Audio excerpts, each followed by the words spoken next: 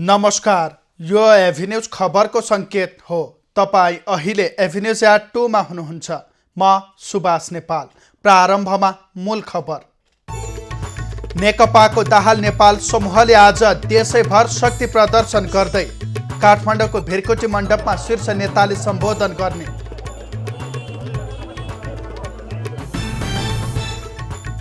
चिनिया उच्च स्तरीय टोली आज पनि राजनीतिक भेटघाटमा, कांग्रेस सभापति देउवासँग बुढा नीलकण्ठमा छलफल।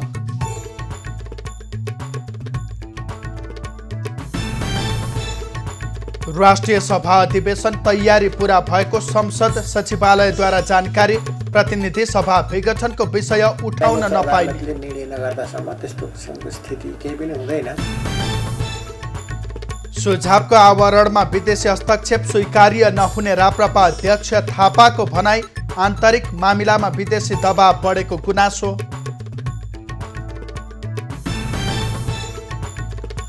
र नयाँ स्वरूपको कोरोना संक्रमणका कारण बेलायतका अस्पतालमा बिरामीको चाप। एकै दिन 357 जनाको मृत्यु।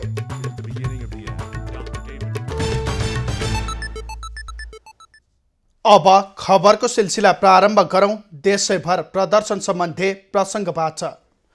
विभाजित नेकपाको दाहाल नेपाल समूहले आज देशैभर शक्ति प्रदर्शन गरिरहेको छ।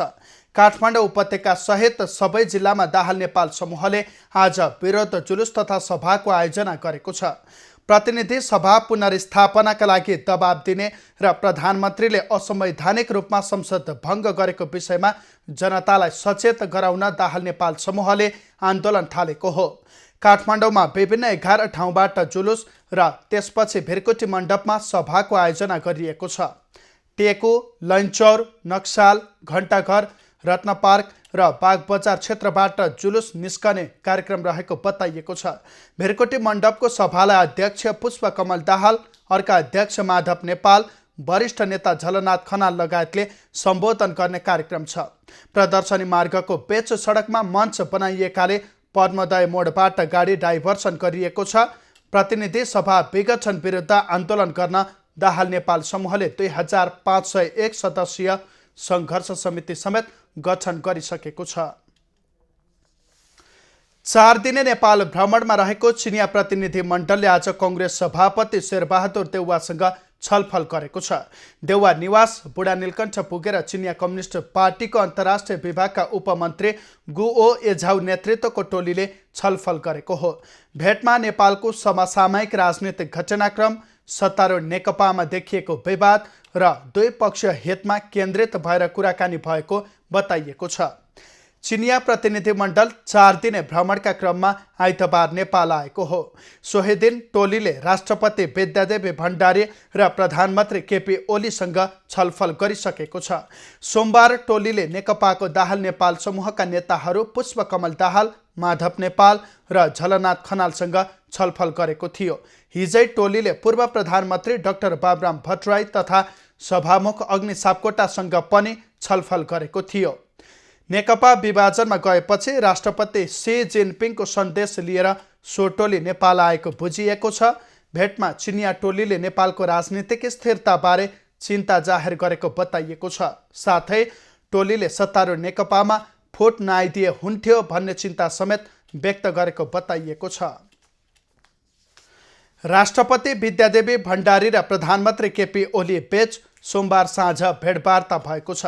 राष्ट्रपति भवन शीतल निवासमा प्रधानमन्त्री ओलीले राष्ट्रपति भण्डारीसँग करिब 2 घण्टा छलफल गरेका हुन्। भेटमा नेकपा विभाजन र उच्च स्तरीय चिनिया प्रतिनिधि मण्डलको भ्रमणमा केन्द्रित भएर छलफल गरेको बुझिएको छ। प्रतिनिधि सभा विघटन तत्कालै सदर गरेको भन्दै आलोचना भइरहेको समयमा राष्ट्रपति र प्रधानमन्त्री बीच छलफल भएको हो। भेटमा नेकपा विवादमा चासो राख्दै भ्रमणमा रहेको चिनिया कम्युनिस्ट पार्टीको उच्च स्तरीय टोलीको भेटका विषयमा पनि कुराकानी भएको बुझिएको छ। प्रधानमन्त्री कार्यालयले भने राष्ट्रपतिसँगको भेटलाई नियमित भनेको छ। प्रतिनिधि सभा विघटनपछि राष्ट्रिय सभाको अधिवेशन सुरु हुन लागेकाले त्यहाँ विघटनको विषय कसरी उठ्छ भन्ने सर्वत्र चासोको विषय बनेको छ। विघटन सम्बन्धी विषय अदालतमा विचाराधीन रहेकाले सो विषय छलफलको एजेन्डा नै नबन्ने देखिएको हो। राष्ट्रपति विद्यादेवी भण्डारीले राष्ट्रिय सभाको 7औं अधिवेशन पौष 17 गते आह्वान गरेसँगै सङ्घीय संसद सचिवालयले अधिवेशनको तयारी पूरा गरेको बताएको छ। सङ्घीय संसद सचिवालयले बैठकका लागि आवश्यक व्यवस्थापकीय काम पूरा भएको जनाएको हो। राष्ट्रिय सभा सदस्यहरूलाई भौतिक दूरी कायम गराएर राख्ने, सेनिटाइजरको व्यवस्था, तापक्रम नाप्ने सेन्सर जडित संयन्त्रहरूको व्यवस्था गरिएको छ। अटोमेटेड यो सेनिटाइजर मेसिनहरू, तापक्रम नाप्ने चाहिँ सेन्सर जडित संयन्त्रहरू हामीले चाहिँ व्यवस्था गरेका छौँ। यसले गर्दाखेरि कोरोना प्रकोप चाहिँ कम हुने र त्यसपछि भौतिक दूरी सँगसँगै सुरक्षित तरिकाले चाहिँ सभा बस्नको लागि चाहिँ व्यवस्थापन गरिसकेको अवस्था छ। प्रतिनिधि सभा विघटन भएकाले राष्ट्रिय सभाको यस अधिवेशनतर्फ सबै राजनीतिक दल, नेता, कार्यकर्ता तथा आम जनताको ध्यान तानिएको छ। राष्ट्रिय सभाकी उपाध्यक्ष शशिकला दाहाल भने संसद विघटनको सम्बन्धमा सर्वोच्च अदालतमा मुद्दा विचाराधीन रहेकाले राष्ट्रिय सभामा छलफल चलाउनु नहुने बताउँछिन्। सर्वोच्च अदालतमा भइसकेको हुनाले त्यहाँको त्यो विषयमा त अब हामीले छलफल चलाउनुपर्छ। त्यहाँबाट निर्णय नआइकन त्यो विषयमा चल्छ भन्ने मलाई चाहिँ लाग्दैन, चलाउनु हुँदैन भन्ने नै हो। त्यस निर्णय आएपछि मात्रै त्यसपछि के हुन्छ केवल त्यो विषयमा चाहिँ सदनलाई मर्यादित कसरी बनाउन सकिन्छ भन्ने कुरालाई पनि हामी विशेष मसिनोसँग छलफल गरेर नि अगाडि बढाउँछौँ। नेकपा संसदीय दलका नेता दीनानाथ शर्माले समसामयिक राजनीतिक विषय, विकास निर्माण र जनसरोकारका विषय राष्ट्रिय सभामा स्वाभाविक रूपमा उठ्ने बताए। संसद विघटनको विषय सर्वोच्चमा पुगेको र नेकपा विभाजनको विषयमा पनि निर्वाचन आयोगको निर्णय आउन बाँकी भएकाले नेकपा विवादको झलक राष्ट्रिय सभामा नदेखिने उनको भनाइ छ।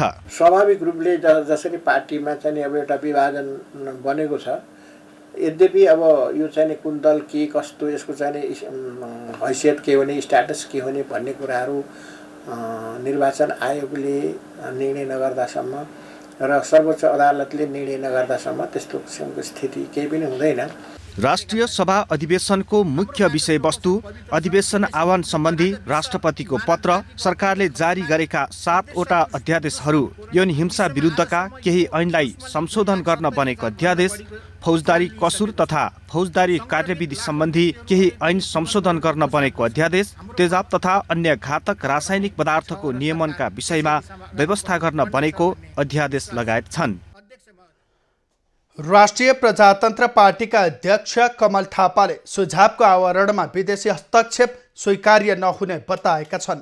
ट्विट गर्दै अध्यक्ष थापाले अन्तर्राष्ट्रिय भाइचारा भन्दै देशको आन्तरिक विषयमा विदेशी हस्तक्षेप बढेको बताएका हुन्। उनले चिनिया कम्युनिस्ट पार्टीले झैँ भारतीय कङ्ग्रेसले नेपाली कङ्ग्रेस र भाजपाले राप्रपाको आन्तरिक मामिलामा सुझावको आवरणमा दबाब दिए के हुन्छ भन्ने प्रश्न समेत गरेका छन्। आन्तरिक मामिलामा सुझावको आवरणमा दबाब, प्रभाव, हस्तक्षेप दिन थाले नेपालको स्वाभिमान, सार्वभौमिकता र जनताको निर्णायकत्वको अर्थ नहुने थापाको भनाइ छ। चिनिया कम्युनिस्ट पार्टीको उच्च प्रतिनिधिमण्डल नेपाल भ्रमणमा रहेका बेला थापाको यस्तो प्रतिक्रिया आएको हो। सुदूरपश्चिम प्रदेशका भौतिक पूर्वाधार मन्त्री पठान सिंह बोहरालाई बर्खास्त गरिएको छ। केपी ओली पक्षको रहेको मन्त्री बोहरालाई आज मुख्यमन्त्री त्रिलोचन भट्टले बर्खास्त गरेका हुन्। सुदूरपश्चिम प्रदेश सरकारमा उनी मात्रै ओली पक्षका रहेका छन्। केन्द्रमा भएको विभाजन अनुसार प्रदेशमा दाहाल नेपाल पक्षको स्पष्ट बहुमत छ। आफ्नै सरकार विरुद्ध लागेको भन्दै बोहरालाई बर्खास्त गरिएको बताइएको छ। नेत्रविक्रम चन्द नेतृत्वको नेकपा सहित 4 कम्युनिस्ट पार्टीले प्रतिनिधि सभा विघटनलाई राज्य व्यवस्थाको असफलता भनेको छ। आज संयुक्त विज्ञप्ति प्रकाशित गर्दै उनीहरूले विघटन नेकपाको आन्तरिक मामिला नभएर राज्य व्यवस्थाको असफलता भनेका हुन्। चन्द नेतृत्वको नेकपा, मोहन वैद्य नेतृत्वको क्रान्तिकारी माओवादी, ऋषिराम कट्टेल अध्यक्षको नेकपा र आहुति नेतृत्वको वैज्ञानिक समाजवादी कम्युनिस्ट पार्टीले संसद पुनर्स्थापना वा मध्यावधि निर्वाचनले सङ्कटको समाधान नहुने बताएका हुन्। व्यवस्थाभित्र सरकार परिवर्तन गरेर केही नहुने दाबी गर्दै चारै दलले वर्तमान राज्य सत्ताको अन्त्य र सङ्घीय गणतन्त्र वैज्ञानिक समाजवादको स्थापनाको माग राखेका छन्। चार पार्टी बीच रणनीतिक संयुक्त मोर्चा निर्माणको सहमति भएको पनि विज्ञप्तिमा उल्लेख छ। मोर्चाको संरचना र कार्यक्रम भने पछि घोषणा हुने बताइएको छ। विदेशका विद्यार्थीहरू माझ पनि लोकप्रिय रहेको काठमाडौँ विश्वविद्यालय असफल नेतृत्वका कारण सङ्कटमा पर्दै गएको छ। उपकुलपति रामकण्ठ माकजुको कार्यशैलीका कारण विश्वविद्यालयको शाख गिर्दै गएको गुनासो समेत सरकारवालाले गर्न थालेका छन्। विश्वविद्यालयको सम्पत्ति भनेको प्राज्ञिक वर्ग हो। भौतिक संरचना जति सुकै ठुलो भए पनि यदि त्यो संरचनालाई चलायमान गराउन सक्ने क्षमता भएको नेतृत्व भएन भने संरचनाको कुनै महत्त्व हुँदैन। काठमाडौँ विश्वविद्यालय यति बेला असफल नेतृत्वका कारण जीर्ण बन्दै गएको छ। आज युनिभर्सिटीमा यस्तो संरचना चाहिएको छ कि हिजो चाहिँ लाठी टेकेर हाम्रो भद्रमान तुलाधर जस्तो आदर्श मान्छे को होला तपाईहरु भन्न सक्नुहुन्छ। आजको यो उमेरमा पनि हामी थाकिसक्यौं। उहाँ लौरो बोकेर हिँड्नु भएको छ, हरेक दिन क्लास लिन भ्याउनुहुन्छ, त्यो पनि म्याथमेटिक्सको। मेरा कुराहरू ती सबै मान्छेलाई राख्नेछु जसले काठमाडौँ युनिभर्सिटीका लागि नयाँ भाइस चान्सलर नियुक्त गर्ने कुरामा आफ्नो दृष्टिकोण राख्न चाहिँ प्रयोग गर्नेछन्। उपकुलपतिको अदूरदर्शिताका कारण एउटा प्रतिष्ठित विश्वविद्यालयमाथि प्रश्न उठ्न थाल्छ भने त्यो पक्कै पनि राम्रो पक्ष होइन। उपकुलपति रामकण्ठ माकाजुको दोस्रो कार्यकाल समाप्ति सँगसँगै उहाँले गरेका विवादास्पद र शङ्कास्पद गतिविधिले काठमाडौँ विश्वविद्यालयकै साख गिरेको छ।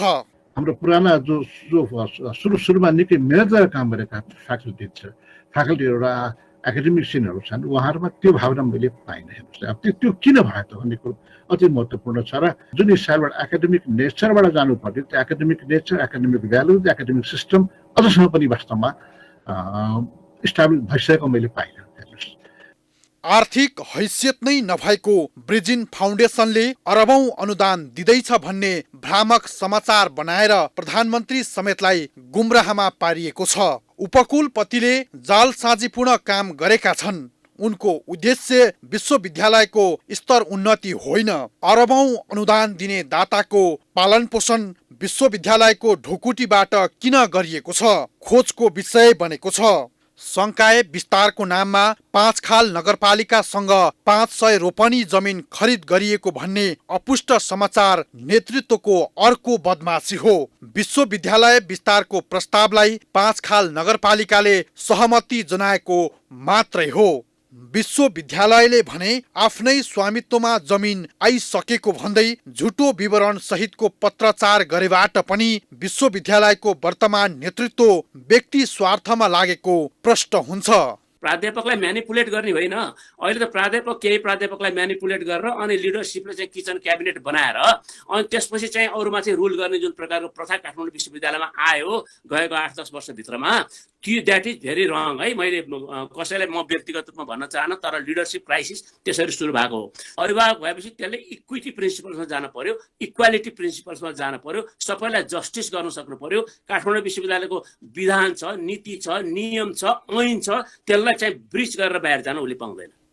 पछिल्लो समय उपकुलपति माकाजु तेस्रो कार्यकाल पनि आफै नियुक्ति हुने प्रयासमा रहेका छन्। एउटै उपकुलपति 2 कार्यकाल भन्दा बढी नियुक्ति हुनु नहुने घोषणा गरेका उनी अहिले आफै कार्यकाल लम्ब्याउने खेलमा लागेका छन्। विश्वविद्यालयका प्राध्यापकहरूसँग उनले विश्वविद्यालयका आवधिक पदमा 1 व्यक्ति 1 पद र अधिकतम 2 कार्यकालको पद्धति विकास गर्ने सहमति गरेका थिए। प्राध्यापकहरूले छाड्नु, शिक्षक कर्मचारीहरू आन्दोलित हुनु र विद्यार्थीहरू तालाबन्दीमा उत्रनु भनेको काठमाडौँ विश्वविद्यालय जस्तो प्रतिष्ठित शैक्षिक संस्थाको प्रतिष्ठामा आँच पुग्नु हो। बेला छँदै सम्बन्धित पक्षको ध्यान पुगोस्। अन्यथा काठमाडौँ विश्वविद्यालयले पनि त्रिभुवन विश्वविद्यालयकै नियति भोग्न बाध्य नहोला भन्न सकिन्न। तत्कालीन राजा वीरेन्द्रको 76औं जन्म जयन्ती आज विभिन्न कार्यक्रम गरी मनाइँदैछ। जन्म जयन्तीको अवसरमा शुभचिन्तक तथा उनीप्रति विशेष श्रद्धा गर्नेहरूले ललितपुरको जाउलाखेलमा रहेको वीरेन्द्रको शालिगमा माल्यार्पण गरी तत्कालीन राजा वीरेन्द्रको सम्झना गरेका छन्। 2002 साल पुष 14 गते जन्मिएका राजा वीरेन्द्रको 2058 साल जेठ 19 गते नारायण हेटे हत्याकाण्डमा मृत्यु भएको थियो। सो हत्याकाण्डमा राज परिवारका 9 जना सदस्यको हत्या भएको थियो। हत्याकाण्ड अझै रहस्यमय रहेको छ। 2028 सालमा बाबु महेन्द्रको निधनपछि राजा बनेका वीरेन्द्रले नेपाललाई शान्ति क्षेत्र स्थापना गर्ने, जनमत सङ्ग्रह गराउने, दक्षिणी एसियाली क्षेत्रीय सङ्गठन सार्कको स्थापना पनि गरेका थिए। त्यस्तै राजा वीरेन्द्रले 2046 सालको जनआन्दोलनपछि प्रजातन्त्रको पुनर्बहाली गर्ने निर्णय गरेका थिए। त्यसपछि देशमा बहुदलीय व्यवस्था आएको थियो। काठमाडौँको न्यूनतम तापक्रम आज बिहान 1.1 डिग्री सेल्सियसमा झरेको छ। यो न्यूनतम तापक्रम अहिलेसम्मकै सबैभन्दा कम भएको मौसम पूर्वानुमान महाशाखाले जनाएको छ। शनिबार काठमाडौँको न्यूनतम तापक्रम 1.3 डिग्री सेल्सियस मापन गरिएको थियो। तापक्रम घटेसँगै काठमाडौँ उपत्यका लगायत देशका धेरै ठाउँमा हुस्सु र कुहिरो लागेको छ। तुषारो समेत परेको छ। केही दिनदेखि देशैभर चिसो बढ्ने क्रम जारी छ।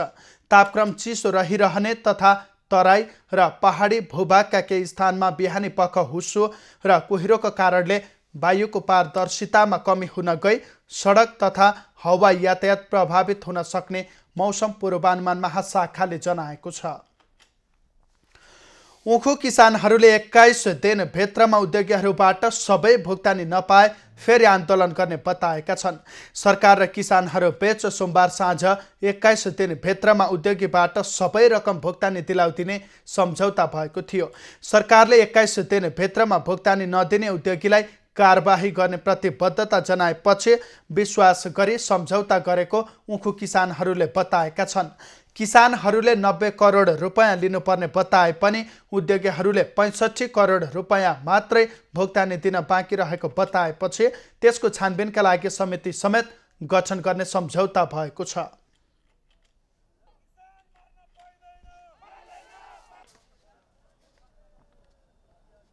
विश्वासको साथ चाहिँ हामी अब गराइ नै राख्नु भएको छ र गरि नै राख्नु भएको छ। यो कति दिनको टाइम छ। त्यसमा यदि भएन भने यो आन्दोलन भन्दा नि स्वरूप बदलेर हामी यो देशको किसानलाई चाहिँ उतारेर चाहिँ यो भन्दा मतलब धेरै चाहिँ ठुलो आन्दोलन पनि आउँछ। सरकारले तोकेको मूल्य भन्दा 36 रुपैयाँ कममा मूल्य निर्धारण गरी भुक्तानी गर्ने उद्योगीहरूलाई पनि कारबाही गरिनुपर्ने र ब्याजसहित रकम असुली हुनुपर्ने किसानहरूको माग छ। जति यो घोटाला गरेको रकम छ त्यो सबैलाई छानबिनमा राख्ने र वास्तवमा कति मार परेछ किसानको त्यो बुझ्ने अनि त्यसपछि ऊ पैसा पनि दिलाउने उद्योग मन्त्रालयको कार्य नै रहनेछ। उखु किसानहरू उद्योगीबाट भुक्तानी दिलाइदिन माग गर्दै मङ्सिर 28 गते यता काठमाडौँको माइतीघर मण्डलामा बसेर आन्दोलन गर्दै आएका थिए। गत वर्ष पनि आन्दोलन गरेका किसानहरू सरकारको उपस्थितिमा 1 महिनाभित्रमा भुक्तानी पाउने सम्झौता गरेर घर फर्किएका थिए। तर उद्योगीहरूले 1 वर्षसम्म पनि भुक्तानी नदिएपछि किसानहरू पुनः आन्दोलन गर्न काठमाडौँ आएका हुन्। हतियार दुरुपयोग अनुसन्धान आयोग बर्दिवासले महोत्तरीको बर्दिवास 1 स्थित रम्तेल डाँडा सामुदायिक वनको रुख कटान र जग्गा अतिक्रमण प्रकरण सम्बन्धमा छानबिन सुरु गरेको छ। वनको जग्गा अतिक्रमण गरी रुख कटान गरिएको विषयमा अख्तियारले छानबिन अघि बढाएको हो। स्थानीयको जग्गा देखाएर सामुदायिक वनको 3 बिघा 18 कट्ठा क्षेत्रफलमा रहेका 406 वटा रुख कटान गरिएको देखिएपछि अख्तियारले छानबिन थालेको हो। स्थानीयको उजुरीका आधारमा छानबिन अघि बढाइएको अख्तियारको कार्यालयले जनाएको छ। कार्यालयका डिएसपी मधुकुमार थापा नेतृत्वको टोलीले रुख कटान भएको क्षेत्रको निरीक्षण समेत गरेको छ। साथै स्थानीय वन कर्मचारीसँग रुख कटानको विषयमा सोधपुछ गरेको छ। स्थानीयले भने निजी जग्गाको रुख देखाएर वन फडानी गर्नुमा डिभिजन वन कार्यालय, नापी, मालपोत ओडा कार्यालय, रम्तेल डाँडा सामुदायिक वनका पदाधिकारीहरू नै संलग्न रहेको भन्दै अनुसन्धानको माग गरेका छन्। वन कार्यालयले भने सहायक वन अधिकृत लक्ष्मण प्रसाद यादव सहित 7 कर्मचारीलाई निलम्बन गरेको छ। खबरको सिलसिला अझै जारी छ, हामीसँगै रहनुहोला। It's time for United Cements Break. हरेक निर्माण सामग्रीको महत्त्व दर्शाउँदै युनाइटेड सिमेन्ट्स। अब बाँकी खबर। गोर्खाको मनोकामना केबल कार मङ्गलबारदेखि एक साताका लागि बन्द भएको छ। नेपालकै पहिलो केबल कार बृहत मर्मत गर्नुपर्ने भएका कारण बन्द गरिएको हो। केबल कार पुस 14 गतेदेखि 20 गतेसम्म बन्द रहने मनोकामना दर्शन प्रणालीले जनाएको छ।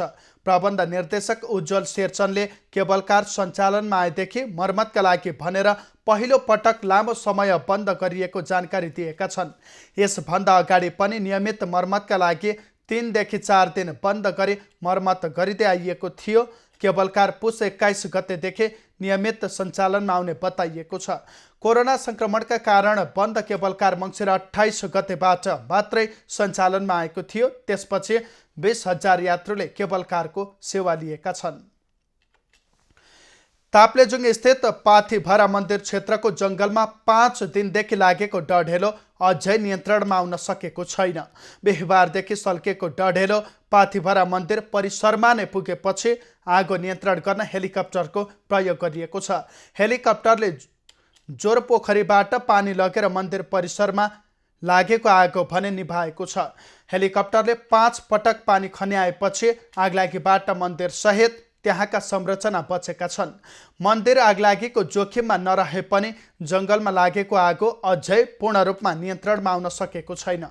डढेलोका कारण ठुलो क्षेत्रफलको जङ्गल नष्ट भएको छ। जङ्गलमा अझै आगो सल्किरहेकाले सिरेजङ्घा गाउँपालिकामा पर्ने सिकैचा स्थित ढाँटे साथै हर्कटे क्षेत्रमा रहेका गोठहरू जोखिममा परेका छन्। फुङलिङ नगरपालिका 11 स्थित पाथिभरा सिम्बु सामुदायिक वनबाट बिहिबारदेखि आगलागी सुरु भएको हो। स्थानीयवासी सहित नेपाली सेना, नेपाल प्रहरी र सशस्त्र प्रहरीको टोलीले आगो नियन्त्रणको प्रयास जारी राखेको छ।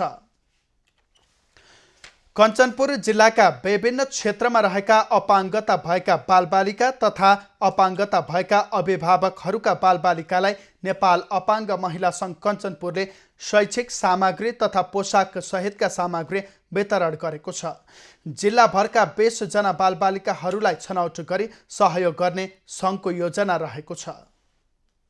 सीबीएमको आर्थिक सहयोगमा कञ्चनपुरका विभिन्न क्षेत्रमा रहेका विपन्न परिवारका अपाङ्गता भएका बालबालिका तथा अपाङ्गता भएका अभिभावकहरूका विद्यालय जाने उमेर समूहका बालबालिकाहरूलाई छनौट गरी शैक्षिक सामग्री तथा पोसाक लगायतका सामग्री वितरण गरिएको नेपाल अपाङ्ग महिला सङ्घ कञ्चनपुरले जनाएको छ। अहिले कञ्चनपुर जिल्लाका विभिन्न क्षेत्रबाट 20 जना बालबालिकाहरूलाई छनौट गरी सहयोग गरिरहेको बताइएको छ। अपाङ्गता भएका व्यक्तिको अभिभावकको पनि छोराछोरीलाई चाहिँ शैक्षिक सामग्री दिने जो चाहिँ गरिब गुरुका हुने छ, एकदमै आवश्यकता छ र पढ्न चाहनु भएको छ, पढाइमा राम्रो छ भन्ने जुन उद्देश्यका साथ हामीले वितरण गर्यौँ। यसै क्रममा बेदकोट नगरपालिका र पुनर्वास नगरपालिका क्षेत्रमा रहेका 6 जना अपाङ्गता भएका बालबालिका तथा अपाङ्गता भएका अभिभावकहरूका बालबालिकालाई छनौट गरी सोमबार शैक्षिक सामग्री तथा पोसाक लगायतका सामग्री वितरण गरिएको छ। आर्थिक अवस्था कमजोर भएका विपन्न परिवारका बालबालिकाहरूलाई विद्यालय जान प्रेरित गर्ने, पढ्नमा हौसला प्रदान गर्ने र मनोवैज्ञानिक रूपमा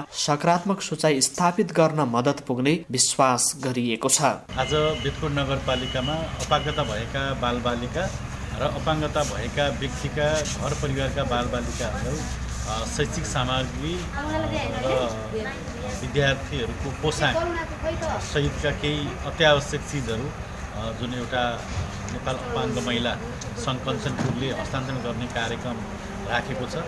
नेपाल अपाङ्ग महिला सङ्घकी केन्द्रीय महासचिव मीना पौडेल, नेपाल अपाङ्ग महिला सङ्घ कञ्चनपुर जिल्ला अध्यक्ष अनिता ढुङ्गाना सहितका पदाधिकारी, बेदकोटका जनप्रतिनिधि, कर्मचारी तथा सम्बन्धित बालबालिका र अभिभावकहरूको उपस्थितिमा सोमबार एक कार्यक्रमका बीच बेदकोट नगरपालिका परिसरमा शैक्षिक सामग्री तथा पोसाक सहितका सामग्री वितरण गरिएको हो। त्यस्तै पुनर्वासमा समेत नेपाल अपाङ्ग महिला सङ्घका प्रतिनिधिहरूले शैक्षिक सामग्री तथा पोसाक सहितका सामग्री वितरण गरेको बताइएको छ। हरिश चन्द्रबाग, कञ्चनपुर।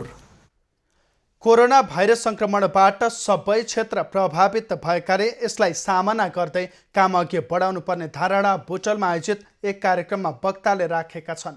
कोरोनाले पत्रकारितादेखि चिकित्सक लगायत हरेक क्षेत्रमा असर पारेकाले यसको सामना गर्दै अगाडि बढ्नुपर्ने सुझाव कार्यक्रममा सहभागीले गरेका हुन्।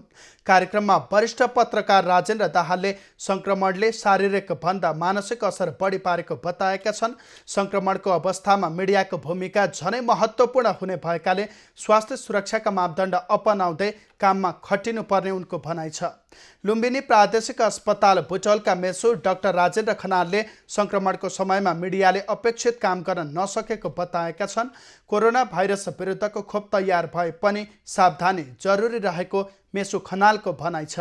कार्यक्रममा कोरोनाका कारण पत्रकार र स्वास्थ्यकर्मी दुवैले सेवा सुविधा प्रभावित भएको गुनासो गरेका थिए। पाल्पाको रेब्देकोट र तिनाउका पहिरो प्रभावितलाई पाल्पा जिल्ला समाज बेलायतले आर्थिक सहायता प्रदान गरेको छ। रेब्देकोट गाउँपालिकाका 7 र तिनाउका 15 गरी 22 परिवारलाई समाजले 3,14,600 रुपैयाँ आर्थिक सहयोग उपलब्ध गराएको हो। पहिरोले ज्यान गुमाएका रेब्देकोट 7 डबकाका हरिबहादुर लम्तरीको परिवारलाई 50,000 प्रदान गरिएको छ। रेब्देकोटकै पहिरो प्रभावित 6 परिवारलाई समेत 12,600 का दरले आर्थिक सहयोग प्रदान गरिएको छ। तिनाउका 15 पहिरो प्रभावित घर परिवारलाई 1,89,000 आर्थिक सहयोग प्रदान गरिएको छ। यसअघि समाजले बगनासकालीको खानी गाउँ र रम्भादेवी गाउँपालिकाको फोक्सिङकोटका पहिरो प्रभावितहरूलाई समेत आर्थिक सहायता प्रदान गरेको थियो। राजा सहितको हिन्दू राज्य पुनर्स्थापनाको माग गर्दै निकाल्न खोजेको कार्यक्रमलाई संयुक्त विद्यार्थी सङ्घर्ष समिति सप्तरीले बिथोलेका छन्। पूर्व निर्धारित कार्यक्रम अन्तर्गत राजावादीहरूले सप्तरी समाजको ब्यानरमा कार्यक्रम गर्न लागेको हो। स्थानीय शिव मन्दिरबाट र्याली निकाल्न तयारी गरेका बखत जसपा, नेपाली कङ्ग्रेस र दाहाल नेपाल निकट युवा विद्यार्थीहरूले कार्यक्रम बिथोलेका हुन्। उनीहरूले आयोजकको झण्डा ब्यानर नियन्त्रणमा लिए जलाएका छन् भने राजा विरोधी नाराबाजी गरेका छन्। आजै नेकपा दाहाल नेपाल समूहले विरोध प्रदर्शन समेत आयोजना गरेको छ। राष्ट्रिय गौरवको आयोजनामा रहेको मदन भण्डारी राजमार्गको निर्माण अन्तिम चरणमा पुगेको छ। सिन्धुली र मकवानपुर जिल्लामा पर्ने राजमार्गको पश्चिम खण्डको काम असार मसान्तसम्म सक्ने गरी भइरहेको हो। समादरणीय दर्शकहरू, हामी पृष्ठभूमिमा देख्न सक्छौँ राष्ट्रिय गौरवको आयोजना यो मदन भण्डारी राजमार्गलाई तोकिएको समयावधिभित्र निर्माण सम्पन्न गर्नको निम्ति बाँकी रहेका कामहरू पनि अहिले तीव्र ढङ्गले अगाडि बढाइएको छ। खास गरिकन मदन भण्डारी राजमार्ग अन्तर्गत सिन्धुलीबाट हेटौँडासम्मको कुल 115 किलोमिटर सडक जो पश्चिम खण्डमा पर्दछ, यसका सम्पूर्ण कामहरूलाई छिटोभन्दा छिटो सक्नको निम्ति र यो आर्थिक वर्षभित्रै सम्पूर्ण कामहरूलाई पुरा गरेर यो क्षेत्रमा सडक आवागमन सञ्चालन गर्नको निम्ति सडक आयोजना कार्यालय र सम्बन्धित ठेकेदार पक्ष कन्ट्र्याक्टरले अहिले यो हिउँदका दिनहरूमा सबै क्षेत्रमा आफ्ना कामहरूलाई अगाडि बढाएको हामी देखिरहेका छौँ। र यो 115 किलोमिटर क्षेत्रको सडकमध्ये करिब 70 किलोमिटरमा कालो पत्रे भइसकेको छ भने बाँकी क्षेत्रमा छिटोभन्दा छिटो निर्माणका कार्यहरूलाई अगाडि बढाइएको अवस्था छ र बागमती नदीमा पुल निर्माण हुने क्रम चलिरहेको छ र सिन्धुलीमाडीमा पर्ने गङखोलामा पुल निर्माण गर्न बाँकी छ। यसबाहेकका सम्पूर्ण सडकका पूर्वाधारहरू, सम्पूर्ण सडकका कामहरूलाई अगाडि बढाइएको अवस्था छ। सिन्धुली जिल्लालाई यो बाटोले समग्र 9वटै हाम्रा 2टा नगरपालिका र 7वटा गाउँपालिका छन्, एकअर्कोसँग समन्वय गरेर जोडिएर आफ्नो पेसा व्यवसायलाई अगाडि बढाउनको लागि यो बाटो बनिसकेपछि चाहिँ किसानहरूले साँच्चै लाभ पाउने नै अवसर अहिले जोडिएको छ। धुरादेखि खट्टारसम्मको सडक र हाकपाराको चाहिँ सडक बाहेक अरू सबै सडकहरू चाहिँ हामीले असार मसान्तसम्म चाहिँ सम्पूर्ण रूपमा सम्पन्न गर्ने गरी कार्य थालना गरेका छौँ। यो सडक निर्माण सम्पन्न भएसँगै सिन्धुली, मकवानपुर, उदयपुर र सुनसरी जिल्लाका स्थानीय बासिन्दाहरूले प्रत्यक्ष रूपमा सुविधा पाउनेछन्। राष्ट्रिय गौरवको आयोजना यो मदन भण्डारी राजमार्गलाई छिटोभन्दा छिटो सकिएको खण्डमा यसले प्रत्यक्ष रूपमा स्थानीय बासिन्दाहरूलाई सुविधा दिनेछ र सहर र गाउँको दूरीलाई छोट्याउनेछ र कृषि उपजहरूलाई बजारसम्म पुर्याउनको निम्ति यो सडकले महत्त्वपूर्ण भूमिका निर्वाह गर्ने देखिएको छ। एबी न्युज खबरका लागि शङ्कर कार्की, सिन्धुलीमाटी। खबरको सिलसिला अझै जारी छ, हामीसँगै रहनुहोला। दर्शकवृन्द, विभाजित नेकपाको दाहाल नेपाल समूहले आज देशभर शक्ति प्रदर्शन गरिरहेको छ भने यति बेला काठमाडौँको भिरकुटी मण्डपमा दाहाल नेपाल समूहका वरिष्ठ नेता झलनाथ खनालले सम्बोधन गरिरहेका छन्। प्रत्यक्ष प्रसारण मार्फत अब लागौँ सोही कार्यक्रमतर्फ।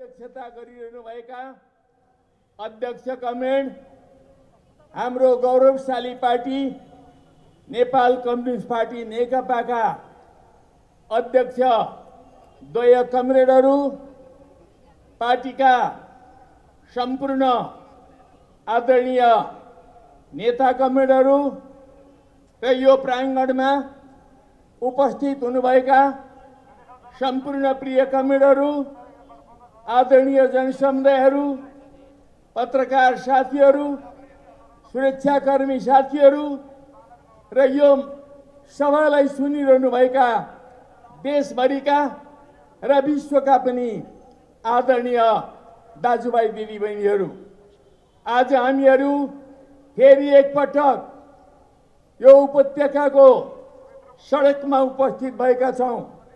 आज नै सम्पूर्ण देशभरि 77 जिल्लामा हाम्रा योद्धाहरू, लोकतन्त्रका योद्धाहरू, राष्ट्रियताका योद्धाहरू, शान्तिका योद्धाहरू, समाजवादका योद्धाहरू फेरि एकपटक सडकमा उत्रनु भएको छ।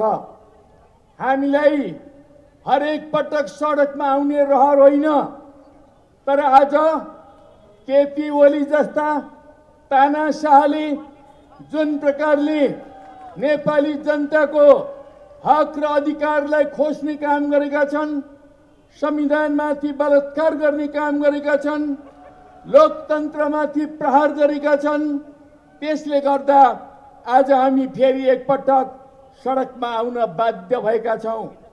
आदरणीय दाजुभाइ दिदीबहिनीहरू, हामी आज सडकमा यो उपत्यकाभित्र मात्र हेर्ने हो भने पनि हरेक सडकमा जुलुसहरू छन्, हरेक सडकमा जनता उत्रेका छन्। किन उत्रेका छन् त?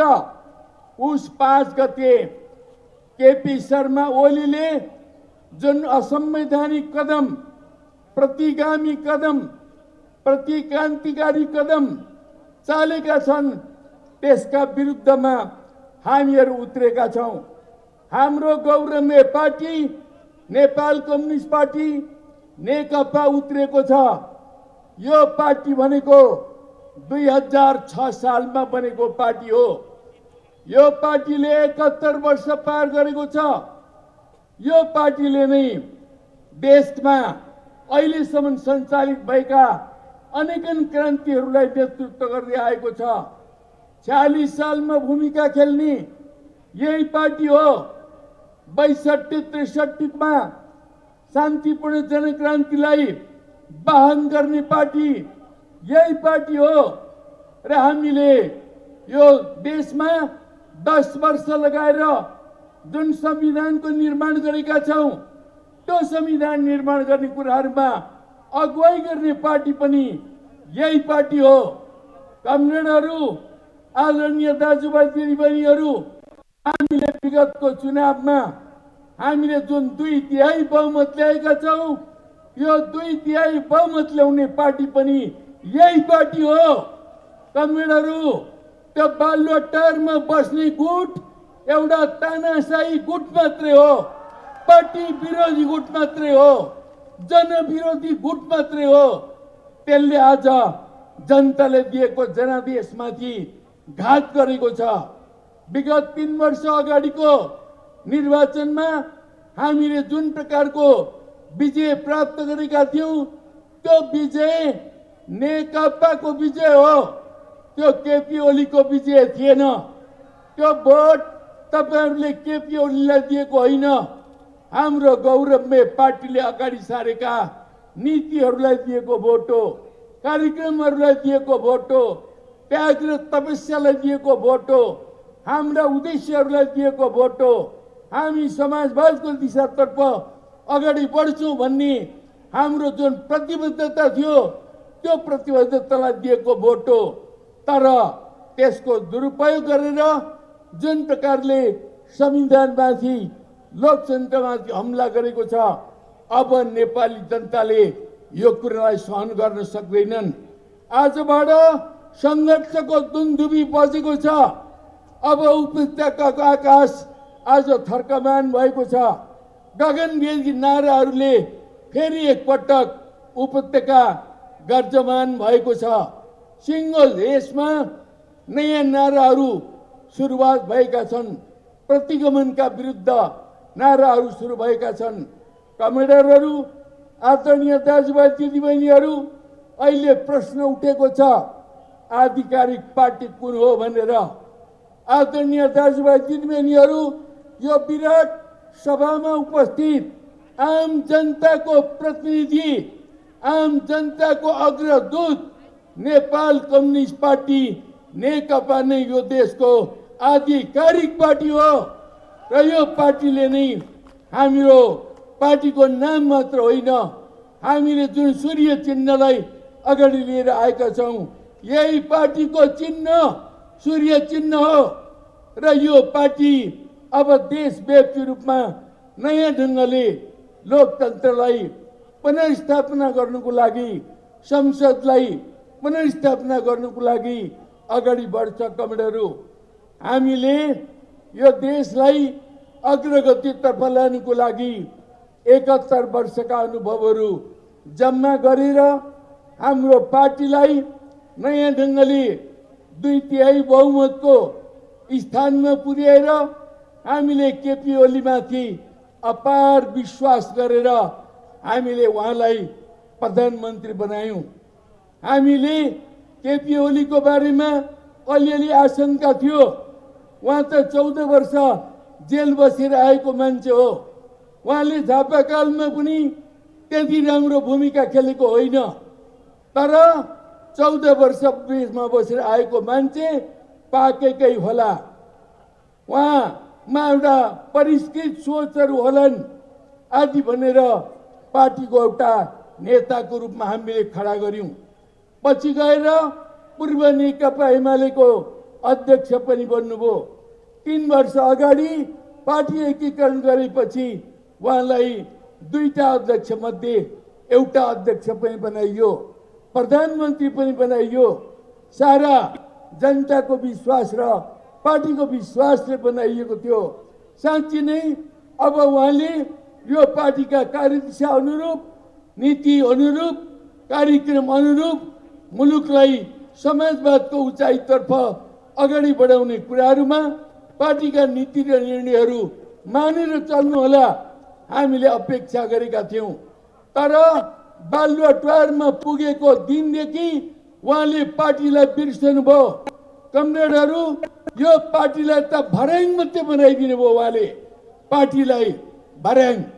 त्यो भर्याङबाट चढेर उहाँ जुन पोजिसनमा पुग्नुभयो त्यस पछाडि पार्टी बिर्सनु भयो, पार्टीका नीति बिर्सनु भयो, सारा कुराहरू बिर्सनु भयो। उहाँले एकलौटी ढङ्गले क्याबिनेट बनाउनु भयो, उहाँले एकलौटी ढङ्गले प्लानिङ कमिसन बनाउनु भयो, उहाँले एकलौटी ढङ्गले नीति कार्यक्रमहरू ल्याउनु भयो। 3 वर्षका नीति कार्यक्रमहरू आए। उहाँले हामीले पटक पटक सुझावहरू दियौं, यस्तो ढङ्गले हुँदैन, तपाईले ल्याएका नीतिहरू पुँजीवादी नीतिहरू हुन्, पुँजीवादी उदारवादका नीतिहरू हुन्। यहाँबाट हामी समाजवादमा पुग्दैनौं, समाजवादमा जानुको लागि नयाँ कृषि नीति चाहिन्छ, नयाँ औद्योगिक नीति चाहिन्छ, नयाँ शिक्षा नीति चाहिन्छ, नयाँ हामीले चाहिँ भूमि नीति चाहिन्छ, स्वास्थ्य नीति चाहिन्छ हामीले भन्यौँ। तर उहाँले एक पटक पनि सुन्नु भएन र जबरजस्त रूपले उहाँले नीति र कार्यक्रमहरू ल्याउनु भयो, पुँजीवादी नीति र कार्यक्रम। बजेट त्यस्तै ल्याउनु भयो उहाँले, बजेट ठिक ढङ्गले परिपुञ्ज ढङ्गले त्यसलाई न्यायोचित ढङ्गले वितरण गर्न सक्नु भएन। परिणामस्वरूप यो 3 वर्षमा उहाँले गफै गफ हाँकेर 3 वर्ष बिताउनु भयो। कहिले पानी जहाजका कुरा गर्नुभयो, कहिले घर घरमा चुलो ल्याउने कुरा गर्नुभयो। खै घर घरमा चुलो केपी ओलीले कहाँ ल्याए? उनको आफ्नै घरमा लगे होलान्। तर नेपाली जनताको घर घरमा चुलो आइपुगेन। कमेडहरू गफबाट देश चल्दैन, उखान र तुक्का हालेर देश चल्दैन। देशको लागि भिजन चाहिन्छ कमेडहरू, सही नीति चाहिन्छ, सही योजना चाहिन्छ। त्यसरी मात्रै देशलाई ठिक दिशामा अगाडि बढाउन सकिन्छ। यो 3 वर्ष खेर गयो। 3 वर्षमा मरिचमानले गरे जति पनि केपी ओलीले काम गर्न सकेनन्, नगेन्द्र प्रसाद रिजालले गरे जति पनि काम गर्न सकेनन्। हामीले पटक पटक उहाँलाई सोध्यौँ, किन तपाईँले राम्ररी काम गर्न नसक्नुभएको? उहाँ के भन्नुहुन्छ भने म त व्यापक काम गरिरहेको छु, सारा विश्व चकित परेको छ मैले काम गरेको देखेर। विश्व चकित परेको छ। तपाईँहरू कस्तो देख्नुहुन्न? मैले यत्रा सडक बनाएको छु, पुल हालेको छु। उहाँले सडक र पुललाई समाजवाद देख्नुभयो। अझ अन्तिमतिर त उहाँले भन्न थाल्नुभयो मैले रानी पोखरी बनाएँ। के केपी ओलीले रानी पोखरी बनाएको हो? त्यो त कालीगढहरूले बनाए नि। धरहरा केपी ओलीले बनाएको हो? केपी ओलीको पालामा बन्यो होला, तर त्यो त सिकर्मीहरूले बनाए, कालीगढहरूले बनाए, इन्जिनियरहरूले बनाए। उहाँहरूलाई हामीले धन्यवाद दिनुपर्छ। निकै चाँडै बनाए उनीहरूले। त्यसो हुनाले हामीले त अब देशमा समाजवाद पो बनाउनु पर्यो त। हाम्रो देशबाट गरिबी पो उन्मूलन गर्नु पर्यो त। अशिक्षा उन्मूलन गर्नु पर्यो, तुइनहरू उन्मूलन गर्नु पर्यो। उहाँले तुइन उन्मूलन गर्छु भन्नुभयो, तर अहिले पनि हेर्नुहोस् तुइनबाट मान्छेहरू ठुल्ठुला खोलाहरू नदीहरू तर्न बाध्य छन्। अहिले पनि मान्छेहरू खोलामा खसेर मरिरहेका छन्। त्यस्तो अवस्था अहिले पनि देशमा विद्यमान छ। हाम्रो देश अग्रगतितर्फ जान सकेन। आदरणीय दाजुभाइ दिदीबहिनीहरू, र हामीले उहाँलाई गम्भीरतापूर्वक पार्टीभित्र आलोचना गऱ्यौँ, तर त्यो कुरा सुन्नु भएन। उहाँले सुन्दा सुन्दै उहाँले चाहिँ नि पार्टीका बैठकहरूमा आउन छोड्न थाल्नुभयो। पार्टीले भनेको कुरा सुन्न छोड्न थाल्नुभयो। पार्टीले अनेक निर्णयहरू गर्यो, निर्णयहरू लागू गर्नु भएन। त्यति मात्र होइन, हामीले 3 वर्ष अगाडि जुन ढङ्गले दुईटा त्यति बेलाका ठुल्ठुला वामपन्थी पार्टीहरूलाई, कम्युनिस्ट पार्टीहरूलाई एकताबद्ध गऱ्यौँ। त्यो एकताबद्ध गरेर आज हामीले गौरवशाली नेपाल कम्युनिस्ट पार्टी निर्माण गरेका छौँ। यो नेकपालाई पूर्ण रूपले एकीकरण गर्ने काममा पनि केपी ओलीले निरन्तर बाधा खडा गरिरहनु भयो। हेर्नुहोस् 3 वर्ष पुग्दा पनि अझै एकीकरणका कुराहरू टुङ्गिसकेका छैनन्। अब तपाईँ हाम्रो काँधमा त्यो एकीकरणका कामलाई पनि सम्पन्न गरेर देशमा नयाँ जनआन्दोलनको आदि हुरी सिर्जना गरेर संविधानलाई हामीले ठिक ठाउँमा ल्याउनु पर्नेछ। यो संविधान नेपालमा बनेको अनेक संविधान मध्ये अत्यन्त प्रगतिशील संविधान हो, राम्रो संविधान हो। अब यो संविधान बनिसकेपछि देशमा स्थिरता कायम हुनेछ। हामी एउटा स्थिरताको युगतर्फ अगाडि बढ्नेछौँ।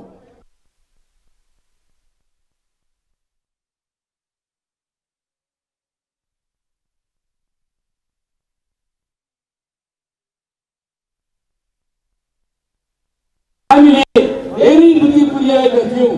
कमरेडहरू, यो संविधान हामीले बनाएको हो। हामीले संविधान सभा मार्फत संविधान बनायौँ।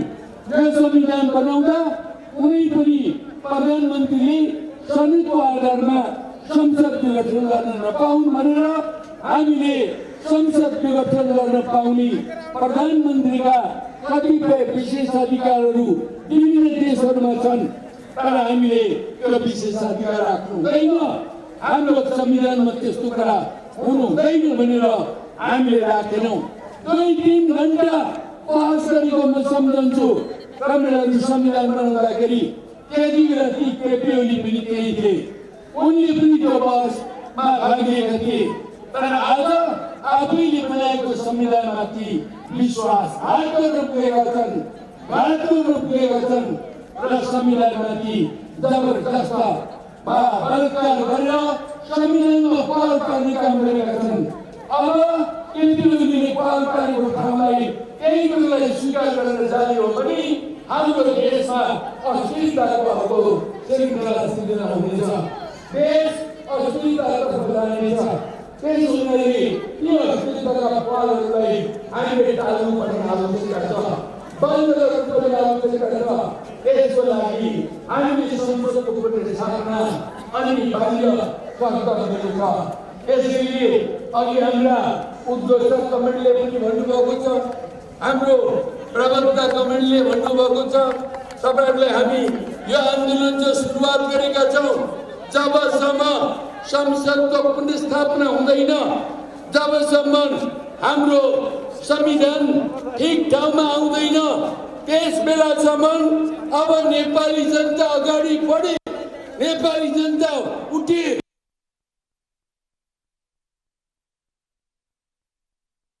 उठाएर अगाडि बढ्नुपर्ने ठाउँमा हामी आइपुगेका छौँ। कमरेडहरू, आदरणीय दाजुभाइ दिदीबहिनीहरू, आज तपाईँहरू जुन रूपमा यो सडकमा उत्रनु भएको छ, तपाईँहरू सबैलाई म पार्टीको तर्फबाट हार्दिक स्वागत र धन्यवाद ज्ञापन गर्न चाहन्छु। र यो जुलुसलाई जुन ढङ्गले संरक्षण गर्नको लागि, सुरक्षा गर्नको लागि सुरक्षा कर्मीहरूले जुन तदारुकताका साथ भूमिका निर्वाह गर्नुभएको छ, सुरक्षा कर्मी साथीहरूलाई पनि हार्दिक धन्यवाद दिन चाहन्छु।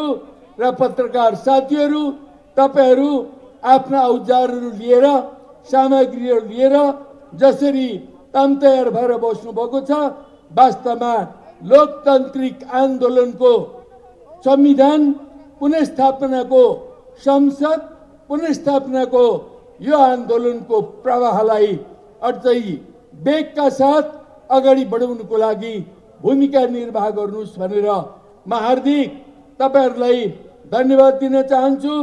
पत्रकार साथीहरू, बैगतो 46 सालको आन्दोलनमा तपाईँहरूले खेलेको भूमिका, 62-63 को जनक्रान्तिमा तपाईँहरूले खेलेको भूमिका हाम्रो पार्टीले कहिले बिर्सेको छैन। र आज फेरि तपाईँहरूका सामु पनि यो लोकतन्त्रलाई ठिक ढङ्गले बचाउने अत्यन्त ठुलो कार्यभार उपस्थित भएको छ। यो कार्यभारलाई सम्पादन गर्नुको लागि, सफलतापूर्वक सम्पादन गर्नुको लागि हामी सबै एकताबद्ध भएर अगाडि बढौँ भन्ने म आग्रह गर्न चाहन्छु। यही बेलामा अन्य पार्टीहरू, प्रमुख प्रतिपक्षमा रहेको नेपाली कांग्रेस र जनता समाजवादी पार्टी र अरू कतिपय पार्टीहरू पनि जसरी लोकतन्त्रका निम्ति, संविधानको रक्षाका निम्ति सङ्घर्षमा उत्रनु भएको छ, हाम्रो पार्टी उहाँहरू सबैको सङ्घर्षलाई पनि ऐक्यबद्धता प्रकट गर्न चाहन्छ। हामी एक छौँ, हामीले यो संविधान बनाएको हो, संविधान पक्षधर शक्तिहरू एक हुनुपर्छ, लोकतान्त्रिक शक्तिहरू एक हुनुपर्छ, सिङ्गो राष्ट्र एक हुनुपर्छ। यो आन्दोलन केपी ओलीको तानाशाही विरुद्ध केन्द्रित छ। यो साँच्ची नै त्यही अर्जुन दृष्टि बनाएर हामी आन्दोलनमा उत्रेका छौँ। यो आन्दोलनलाई सफल नहुन्जेलसम्म सङ्कल्प गरौँ, सङ्कल्पबद्ध भएर अगाडि बढौँ भन्ने आग्रह गर्दै म मेरा 2 शब्दलाई यहीँ टुङ्ग्याउन चाहन्छु। लाल सलाम।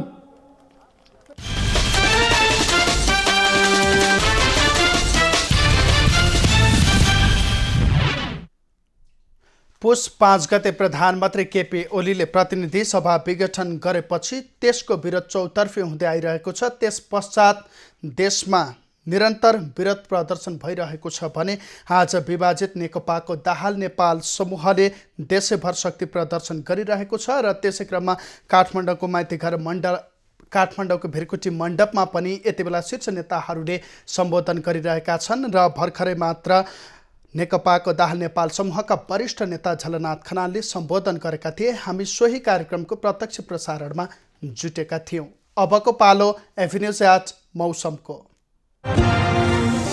एभिन्यूज एट मौसमको साथमा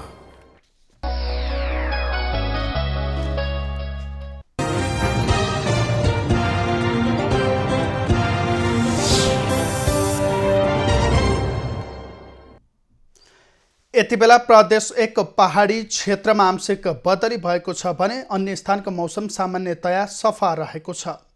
अपराह्नपछि पहाडी क्षेत्रका 1-2 स्थानको मौसम सामान्यतया बदली हुने जल तथा मौसम पूर्वानुमान महाशाखाले जनाएको छ। काठमाडौँ उपत्यकाको आजको अधिकतम तापक्रम 18 डिग्री सेल्सियस र न्यूनतम तापक्रम 1 डिग्री सेल्सियस बीच रहने अनुमान गरिएको छ। आज सूर्योदय बिहान 6:53 भयो भने सूर्यास्त साँझ 5:18 हुनेछ। आज देशभरको मौसम कस्तो रहला त हेरौँ देशका विभिन्न स्थानको अनुमानित मौसमी अवस्था।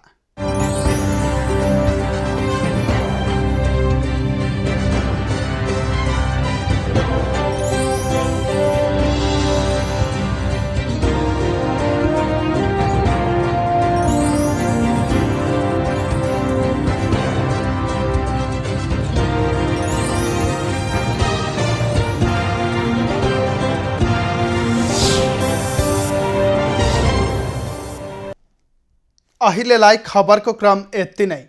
एभिन्यूज खबरका यी सहित अन्य विस्तृत खबरका लागि www.avenews.tv लगअन गर्न सक्नुहुनेछ। युट्युब, फेसबुक र ट्विटरमा पनि हामीलाई फलो गर्न सकिनेछ। खबर भित्रको खबरका लागि हेर्दै रहनुहोला एभिन्यूज खबर। नमस्कार।